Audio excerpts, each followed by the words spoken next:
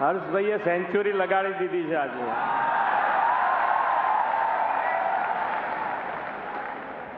રૂપિયા 18,000 કરોડથી વધુના વિકાસ પ્રકલ્પોના લોકાર્પણ અને ખાતમુહૂર્ત કાર્યક્રમમાં આપણી સૌની સાથે મંચ ઉપર ઉપસ્થિત વિશ્વના સર્વાધિક લોકપ્રિય નેતા અને ભારતના યશસ્વી વડાપ્રધાન આદરણીય શ્રી મોદી સાહેબ, કેન્દ્રીય મંત્રી શ્રી CR પાટીલજી, મારા સાથી નાયબ મુખ્યમંત્રી શ્રી હર્ષભાઈ સંઘવી, ભારતીય જનતા પાર્ટીના પ્રદેશ અધ્યક્ષ શ્રી જગદીશભાઈ વિશ્વકર્મા, મારા સાથી મંત્રી શ્રી કનુભાઈ દેસાઈ, જીતુભાઈ વાઘાણી, શ્રી પ્રફુલભાઈ પાનસેરિયા, ડૉક્ટર જયરામભાઈ ગામિત, વિધાનસભાના ડેપ્યુટી સ્પીકર શ્રી પૂર્ણેશભાઈ મોદી, સુરત મહાનગરના મેયર શ્રીમતી માયાબેન માવાણી, સુરત જિલ્લા પંચાયતના પ્રમુખ શ્રી સમીરભાઈ, સાંસદ શ્રી ગોવિંદભાઈ ધોળકિયા, શ્રી મુકેશભાઈ દલાલ, શ્રી પ્રભુભાઈ વસાવા, આમંત્રિત સર્વે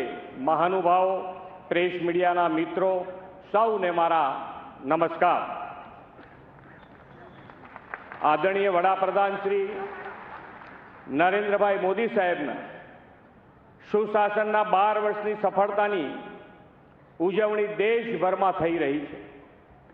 જનતા જનાર્દનના વિશ્વાસના, વિકાસના અને જનકલ્યાણના પથદર્શક શ્રી મોદી સાહેબને આ સિદ્ધિ માટે ખૂબ ખૂબ અભિનંદન પાઠવું છું. તેમના સક્ષમ નેતૃત્વમાં ભારતનું ગૌરવ અને પ્રતિષ્ઠા દુનિયાભરમાં વધ્યા છે.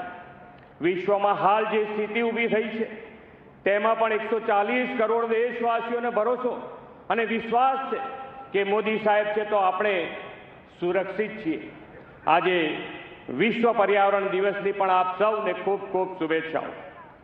આદરણીય વડાપ્રધાનશ્રીએ સમય કરતાં 2 ડગલા આગળ વિચારીને પર્યાવરણના પડકાર અને ક્લાઇમેટ ચેન્જની આફતને અવસરમાં પલટાવી છે.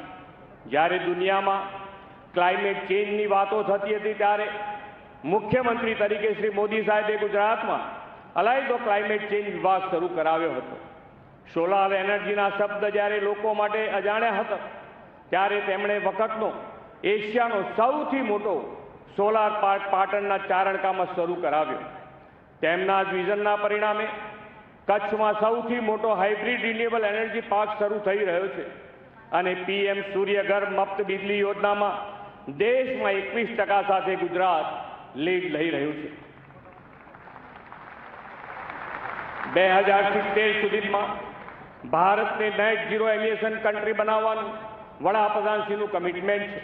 આ માટે તેમણે ક્લીન, ગ્રીન અને રિન્યુએબલ એનર્જી સાથે ગ્રીન ગ્રોથની દિશામાં આગળ વધવાની પ્રેરણા આપી છે.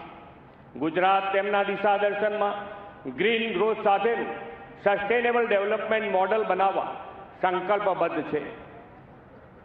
વડાપ્રધાનશ્રીએ કુદરતી સંસાધનોના જતન અને સંવર્ધનની પણ દિશા આપી છે. કેચ ધ રેઇન અભિયાન અને અમૃત સરોવરના નિર્માણથી વરસાદી પાણીના સંચય અને સંગ્રહને તેમણે જન આંદોલન બનાવ્યું છે. આ કેચ ધ રેઇન જળ સંચય જનભાગીદાર 2.0માં આપણે 2.20 lakh rain water harvesting structure પૂર્ણ કર્યા છે. વડાપ્રધાનશ્રીએ દરેક જિલ્લામાં 75 અમૃત સરોવર બનાવવા આપેલી પ્રેરણાને આપણે 33 જિલ્લામાં 2703 અમૃત સરોવરના કામ પૂરા કરીને સાકાર કરી છે. આના પરિણામે સરેરાશ ભૂગર્ભ જળ સ્તર પણ વધ્યું છે. એક પેડ માં કે નામ અભિયાનમાં વધુને વધુ વૃક્ષો વાવીને ધરતી માતાને હરિયાળી બનાવવાનું આહવાન પણ વડાપ્રધાનશ્રીએ કર્યું છે. તેમના આહવાનને ઝીલી લઈને એક પેડ માં કે નામ 2.0માં 10 કરોડ 96 લાખ વૃક્ષો, શહેરોમાં ઓક્સિજન પાર્ક નિર્માણ અને 82 નમો વડ વનમાં 14,000થી વધુ વડનું વાવેતર કરીને શહેરો અને નગરોમાં ગ્રીન કવર વધાર્યું છે.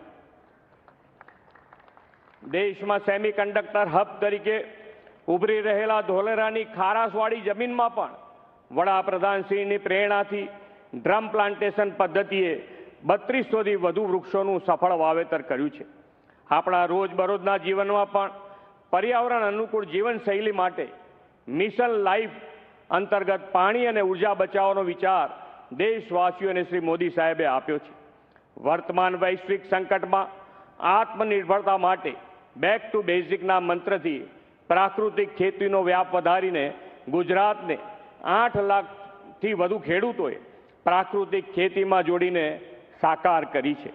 વડાપ્રધાનશ્રીના દરેક આયોજનમાં પર્યાવરણ સંતુલન સાથે સામાજિક આર્થિક વિકાસથી દેશના સામાન્ય માનવી, ગરીબ, વંચિત અને ગ્રામીણ ખેડૂતો સહિત અંત્યોદયને વિકાસની મુખ્ય ધારામાં લાવવાનો સસ્ટેનેબલ ડેવલપમેન્ટનો સંકલ્પ છે.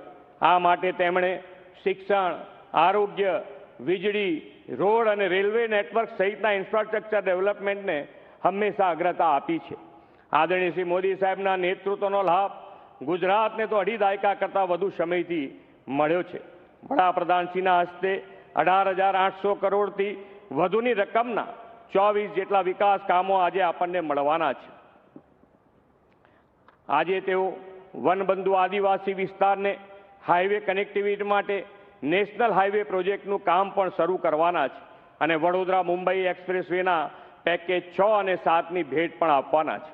આ નેશનલ હાઈવે પ્રોજેક્ટ રાજ્યની પ્રગતિનો રાજમાર્ગ સાબિત થશે. વિકસિત ભારત 2047ના નિર્માણમાં સંકલ્પમાં આ વિકાસ કામોથી વિકસિત ગુજરાત દ્વારા આપણે અગ્રેસર રહીશું એવો વિશ્વાસ વડાપ્રધાનશ્રીને સમગ્ર ગુજરાત વતી આપીને મારી વાણીને વિરામ આપું છું. ભારત માતા કી જય. વંદે માતરમ. જય જય ગરવી ગુજરાત.